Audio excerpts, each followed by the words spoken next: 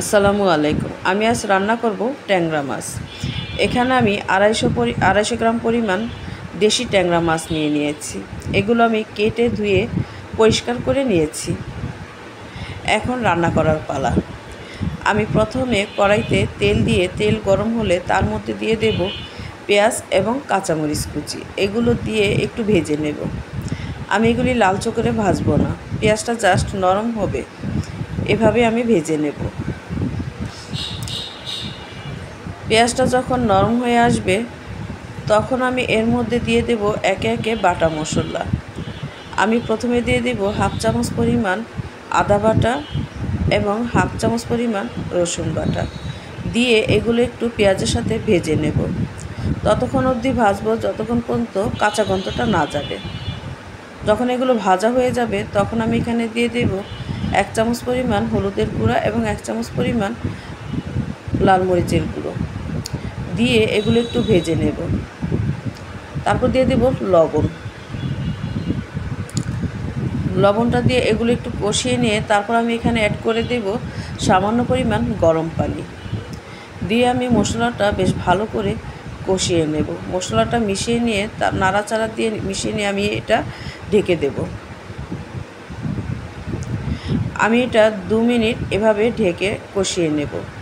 এই তো আমার মশলাটা কষানো হয়ে গেছে প্রথম পর্যায়ে। এখন আমি আবার একটু পানি দিয়ে মশলাটা বেশ ভালো করে কষিয়ে নেব। আমি এখানে 2 বার পানি দিয়ে মশলাটা কষিয়ে নিয়েছি। এই যে দেখুন তেল উপরে উঠে গিয়েছে। এই পর্যায়ে আমি মশলাটা একটু নাড়াচাড়া দিয়ে তারপর আমি দিয়ে দেব এখানে ধুয়ে পরিষ্কার করা ট্যাংরা মাছগুলো দিয়ে মশলার সাথে বেশ ভালো করে আমি মিশিয়ে নেব। মেশানো হয়ে গেলে তারপর আমি এগুলো একটু ঢেকে দেব। আমি 2 মিনিট এভাবে ঢেকে মাছটা কষিয়ে নেব। এই যে দেখুন মাছটা কত সুন্দর করে কষানো হয়ে গিয়েছে।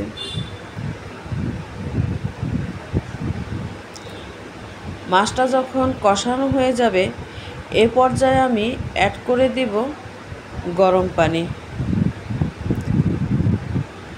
আমি এখানে পরিমাণ মতো গরম পানি দিয়ে দেব যাতে মাখা মাখা ঝোলটা থাকে।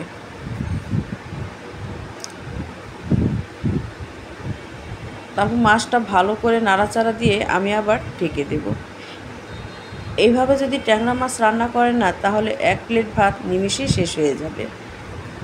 এই তো মাছটা আমার হয়ে এসেছে, ঝোলটা কমে গেছে। এই পর্যায়ে আমি দিয়ে দেব ধনেপাতা কুচি দিয়ে আমি এখানে 2 মিনিট ডিম আঁচে রেখে দেব। একদম হালকা আঁচে 2 মিনিট রেখে দিয়ে তারপর আমি জালটা বন্ধ করে ঢাকনা দিয়ে ঢেকে 2 মিনিট রেখে দেব। এই তো দেখুন আমার মাছ রান্নাটা হয়ে গেছে। কি অসাধারণ হয়েছে কালারটা। কেমন লাগলো আমার এই রেসিপিটা? যদি ভালো লেগে থাকে তাহলে লাইক কমেন্ট শেয়ার করে দিবেন এবং আমার এই চ্যানেলটাকে সাবস্ক্রাইব করে দেবেন। আপনাদের অনুপ্রেরণাতেই আমরা ভিডিও করতে উৎসাহ পাই। এবার আমি খেয়ে দেখব। মাছটা রান্না শেষে এখন আমি এই তো ভাত নিয়ে আর একটু লেবু নিয়ে খেতে বসলাম।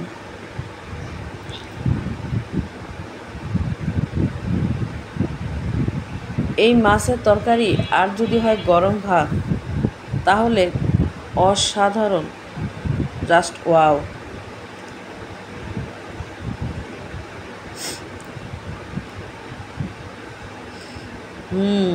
আলহামদুলিল্লাহ, অসাধারণ হয়েছে মাছের এই তরকারিটা।